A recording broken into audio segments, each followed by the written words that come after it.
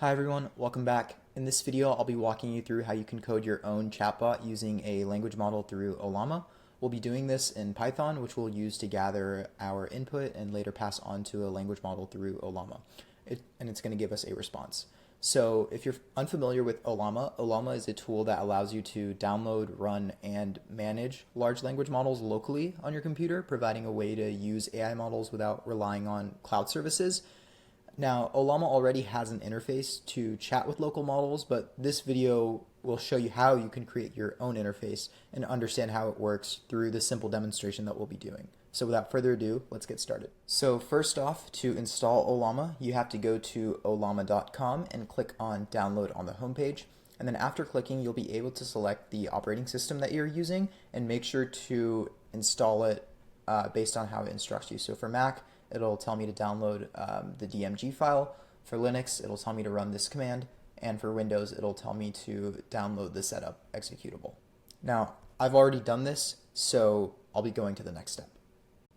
So before we delve into actually creating our Python script, I want to go over the model that I'll be using in this video. So if you search models on Ollama, you'll find a variety of models, as you can see right here. And I've chosen to use Microsoft's Phi-3 model, specifically the Phi-3 Mini model for this video. Now, Phi-3 Mini is a pretty lightweight model by today's standards. It has 3 billion parameters and takes up around 2 gigabytes of space. That means that it's small enough to run on most modern machines, but still powerful enough for a lot of local LLM tasks like coding, chatting, or summarizing. Now, before we go ahead and install this, we want to make sure that we meet the hardware requirements. So if you're just experimenting or testing things out, you can run it on your CPU. And in that case, I'd recommend having at least a modern quad-core CPU, something like an Intel i5 or a Ryzen 5 at the minimum. 8 gigabytes of RAM minimum, even though 16 gigabytes is a lot better. And make sure you've got at least 5 gigabytes of free space on your drive for cache and overhead, because I know that the model is around 2 gigabytes, but you want to be safe by having a few extra. And if you want faster responses, like near instant responses, then you'll definitely want a dedicated GPU. In that case, look for an NVIDIA graphics card with at least 4 gigabytes of VRAM. So a GTX 1650 or RTX 3050 will work just fine. So now that we've covered some of the hardware specifications, we can get to installing the model as well as linking it to our Python script. Okay, so here I am in my terminal ready to install the model, but before you do that, you want to ensure that Ollama has been installed on your system. And you can check that by running the Ollama command. So if I do this, then I'll get a response that looks like this, and if you get something like this as well, then you're on the right track and have successfully installed it. Now to install the Phi-3 Mini model, you're going to have to run Ollama pull Phi-3 Mini. Now, I've already installed the model onto my system, so I don't need to run this command, but for you, if you have not, then ensure that you run this command before proceeding. All right, and if you run the Ollama list command, it'll show you a list of models that you've installed.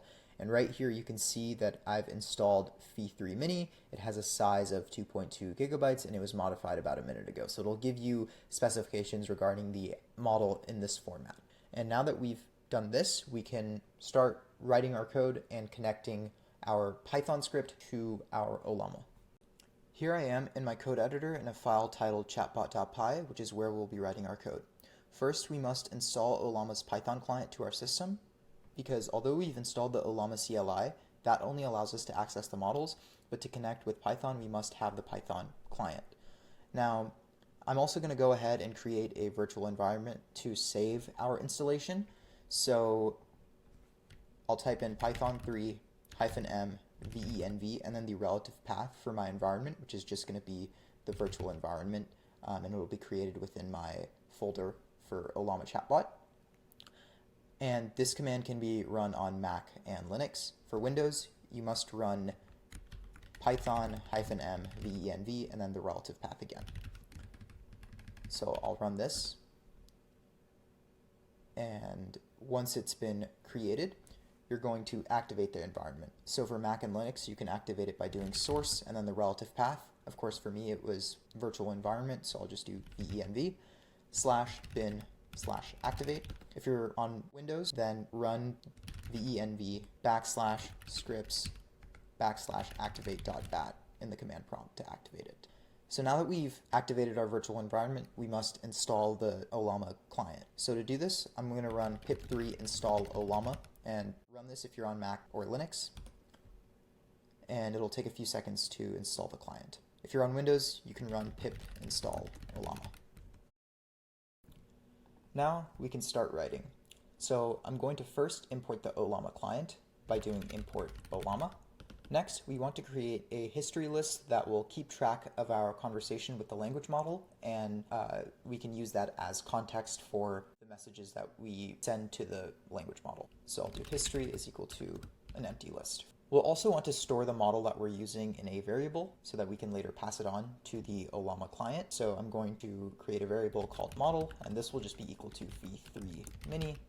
Now we can create an input prompt that allows the user to chat and continue chatting, and we can do this with a while loop. So I'll do while true, and then we're going to create a prompt variable, and this will just be equal to an input. So prompt is equal to input, and we'll just say u, and then make sure to put the .strip function at the end of this input to remove any trailing white space.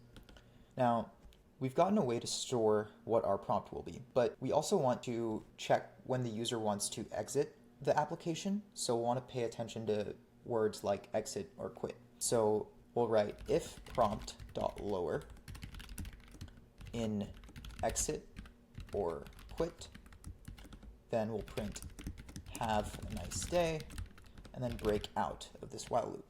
And now we've gotten one part of our app done. The next part will explore how to implement chatting. Now we can proceed to make a user message object that we can pass to our model to receive a response. So to do this, we're going to create a key value pair titled message. So it'll just be message is equal to, and the role is going to be user, and then the content of that message is going to be whatever we receive in this prompt. Then we're going to add this message to our history list above, history.append message, and then we're going to store the response from our language model in a variable called response. And we'll do this by doing response equals ollama.chat.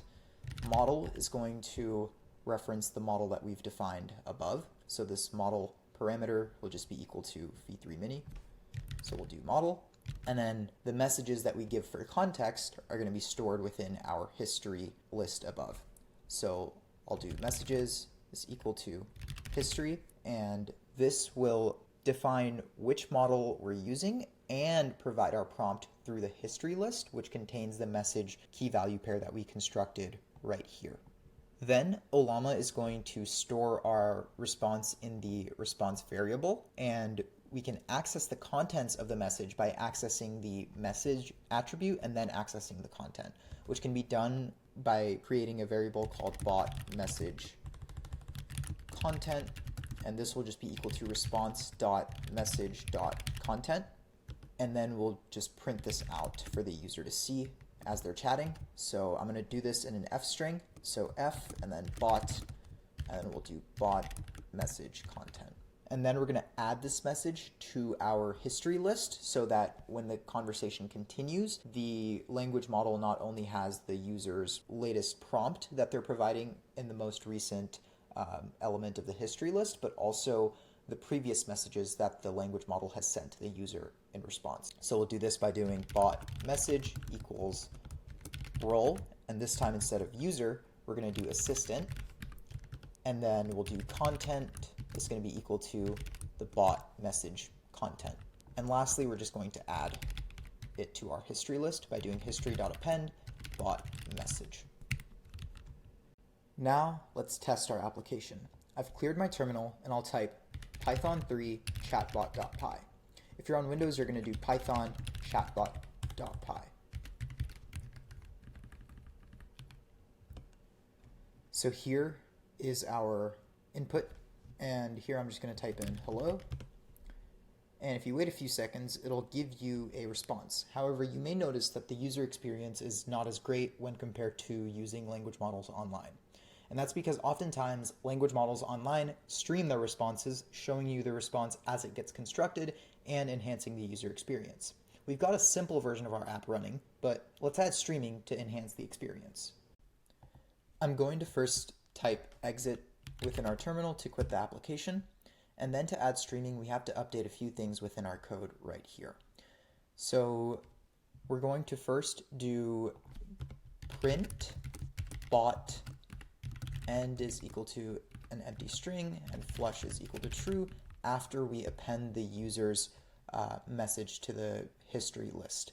Now, the reason that we're doing this is because we want to display the response as it comes. So we're first having this bot printed over here, this indicator, and then we're passing in end with an empty string so that every subsequent print statement continues printing on the same line as opposed to printing on a new line. And with flush set to true, it overrides the default behavior of print where print might wait for a new line character or an amount of data before displaying output. So with flush equal to true, we're able to clear the output buffer immediately after the print call. Then we're going to move to our bot message content right here on line 22, and we're going to move it above our response.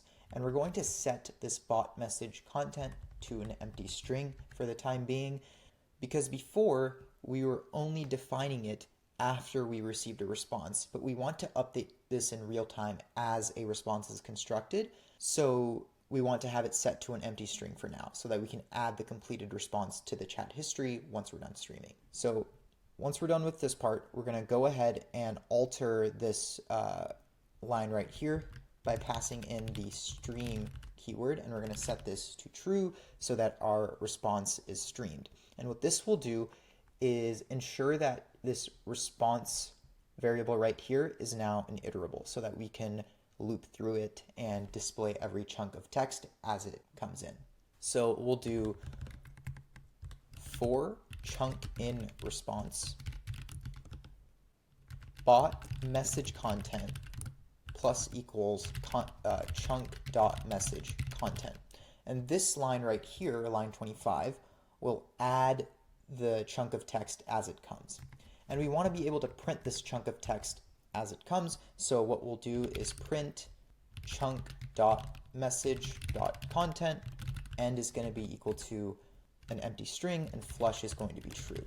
And then after we're done streaming, which will be the end of this for loop, we're going to have an empty line right here to give us some space and formatting between the next message.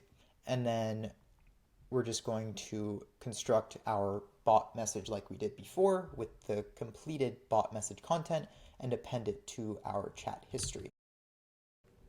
So now let's go ahead and test our app. So I've cleared my terminal and expanded it, and here I'll run python3 chatbot.py.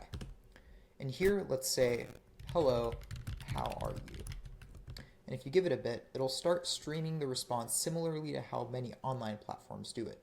And if we continue asking it more questions like, which model are you? It'll continue streaming that response as well. This also has context due to the history feature we added, and will continue conversations like you would normally. Now, if I also say quit, you'll see that we can step out of our while loop and leave the conversation.